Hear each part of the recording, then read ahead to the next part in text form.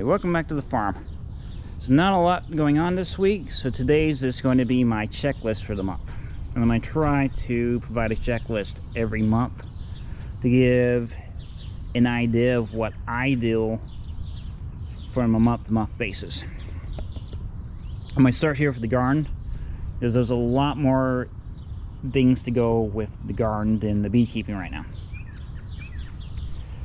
So first thing I would recommend is checking your tomatoes, peppers, to see if they have blossom end rot. This is what this is. That just tells me there's not enough nutrients going around. I would pull those tomatoes off depending on how badly it looks, and start adding more fertilizer back into the plants. With your containers or pots, I would recommend more instantaneous fertilizer. This could be your warm tea, compost tea,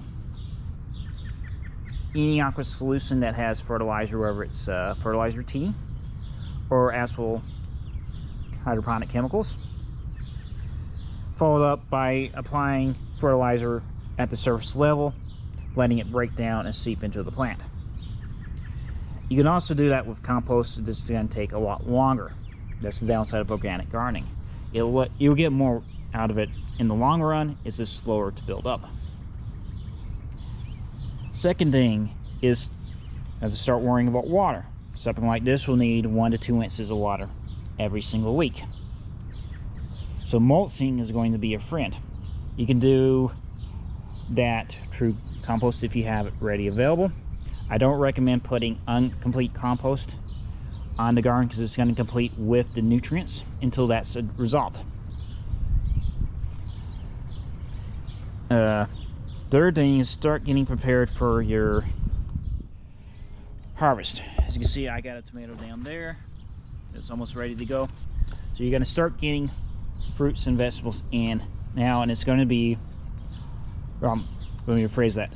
With this, it's going to be an everyday thing until it gets very hot, which will be July, August.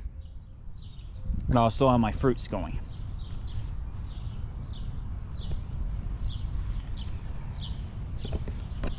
This thing would be the beekeeping.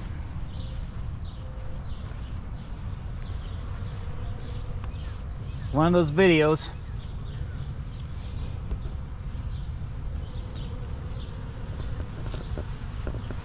sorry, my neighbor is out, so I was talking to my neighbor. But you can see the population is nice and strong. That's what you're looking for this time of year. Make sure you have plenty of population. Which also means you need to check to make sure that all the frames are not getting crowded. What I mean by that is 80% of the frames in that box, if they're full or they're getting worked on, I would add another box. And a good way to check, also a good way if you don't want to go in the hive, is to check to see how many are getting pulled out outside. Think of it as an airport. More bees are parking outside the terminal. It means they don't have a lot going on. So I had a second box. Also make sure that you're in a nectar flow. Make sure you have flowers. It doesn't matter if it's clover, sunflowers, wildflowers, it doesn't matter. That also gives them a second thing. Nectar is, I'm trying to remember this. Nectar is like the calories. No, excuse me. Nectar is the protein. Pollen is their calories. I may have got that backwards. Correct me if I'm wrong.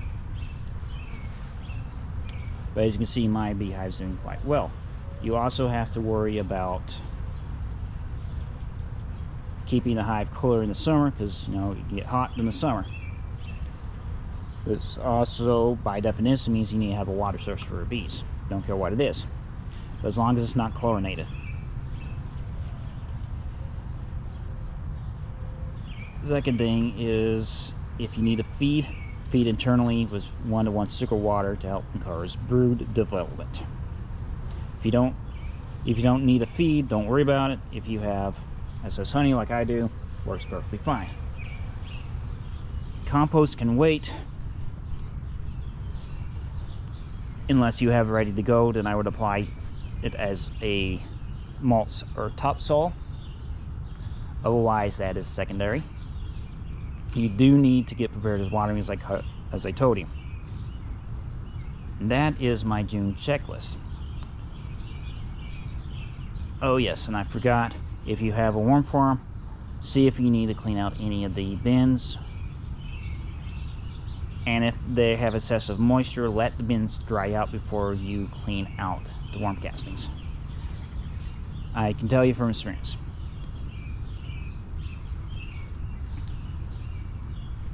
One final thing, if you're wanting to add some plants, such as if you find some edible fruit trees that can withstand your climate, they're at a discount, go ahead and buy them. You just need, there's never a wrong time to plant a plant. It just needs, at certain times in the year, you just need to give them more TLC. This is Tulsa Urban Farmer, and I will catch you in the next video. Thanks.